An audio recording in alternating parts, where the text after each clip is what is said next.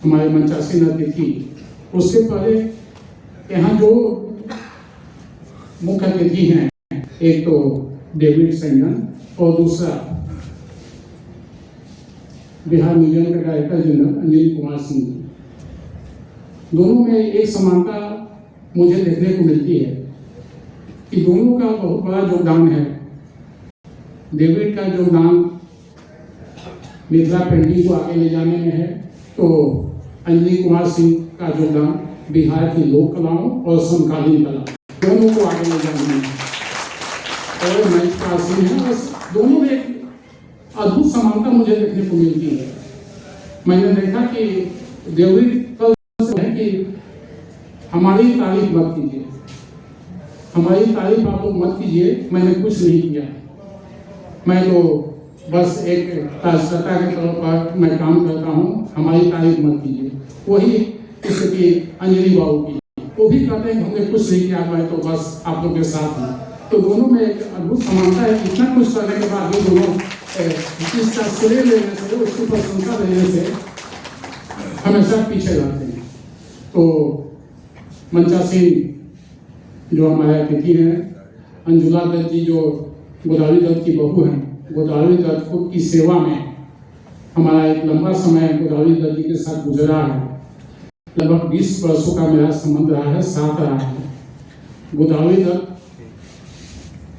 जो मिथिला पेंटिंग को जानते हैं, तो मिथिला पेंटिंग की जो कचनी स्टाइल थी, उसमें दो नाम बहुत प्रमुखता से आता है, एक गंगा देवी और सेकंड गोदावरी दत्त।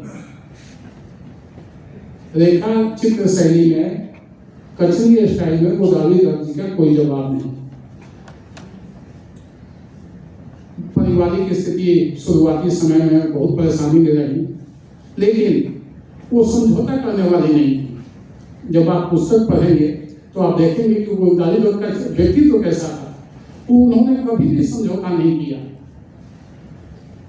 आपको बताएं कि जब एक घटना उनका संस्मरण हमेशा सुनाती थी, जब हम लोग मिलते थे, उनके घर जाते थे, तो बताती थी जब हम पहली बार जापान गए थे, जापान में हासेगावा ने उनको बुलाया था कि जापान गई थी। जब जापान गई तो वहाँ हासेगावा ने इनसे रिक्वेस्ट किया, देखिए गोदावरी दत्त की कई पेंटिंग बहुत लोकप्रिय हुए, डमरू है, अर्धनारीश्वर है, एक त्रिशूल, जापान में त्रिशूल बनाया था 18 फीट लंबा और 5 फीट चौड़ा त्रिशूल बनाया था गोदावरी दत्त ने। जब त्रिशूल बनाने की कहानी वो बताती थी कि जब हम जापान पहली बार गए थे तो हासेगावा ने रिक्वेस्ट किया, आप एक त्रिशूल बना दीजिए, कितना दिन में बनेगा?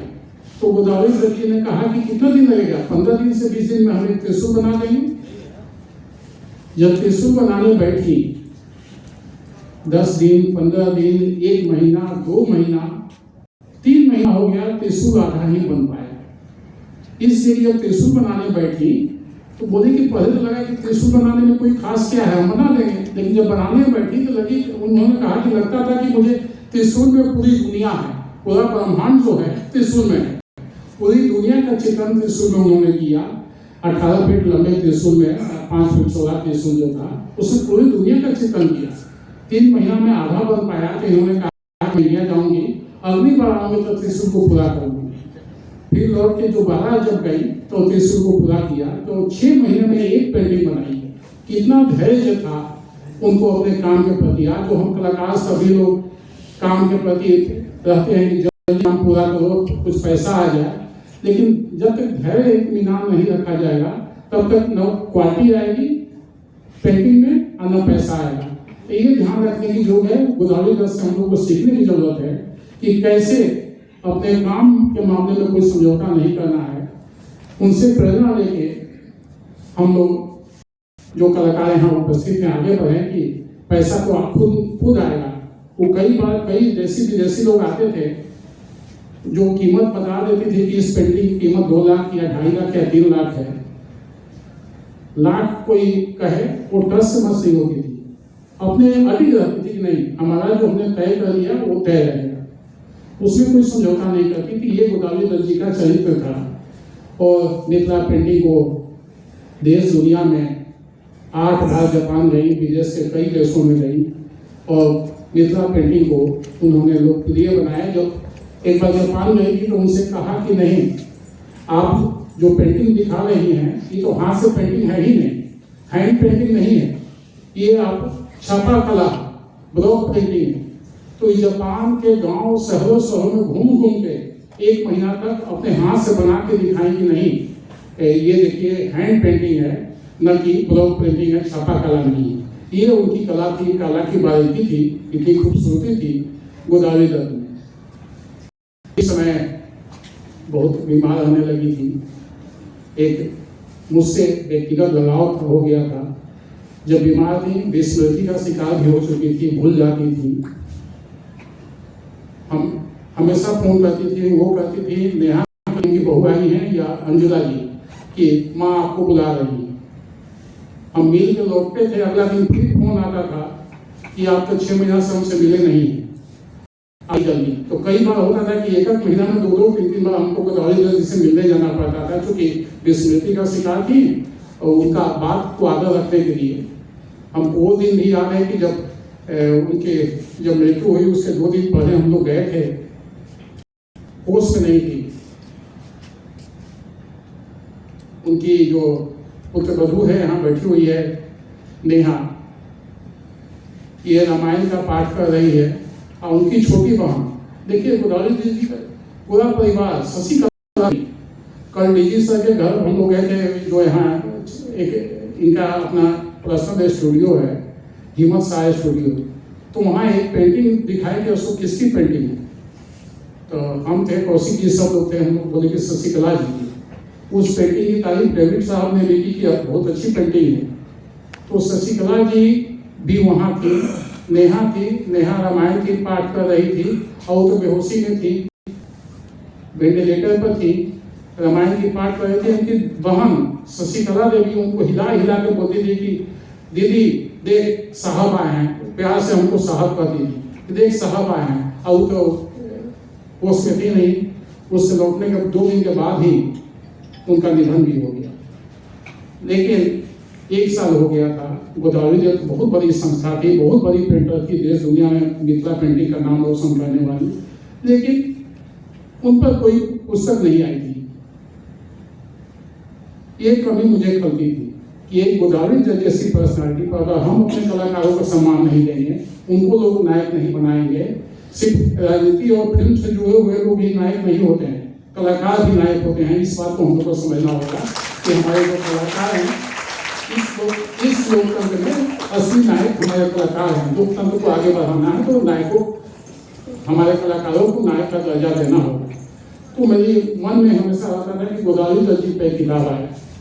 मैंने यह पुस्तक लिखी है, उसमें कौशिक जी मंच पर जो आसीन हैं,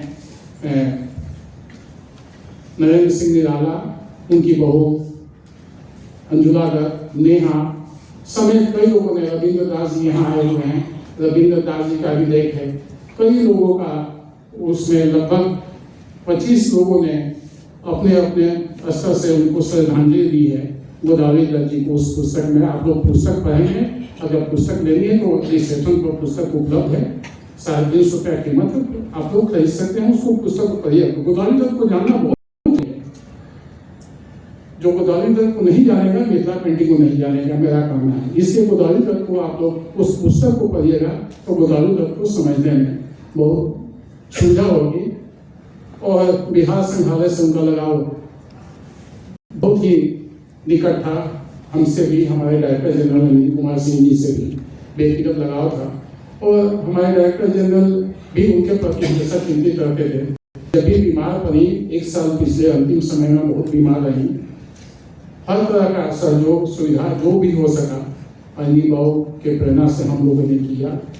और आज जो एक श्रद्धांजलि स्वरूप आज जो पुस्तक का लोकार्पण हुआ है, यह अनिल बाबू के देन है कि इतनी बड़ी संख्या में भी आप लोग आए, एक पुस्तक उन पर आई है, आप लोग जरूर पढ़िएगा।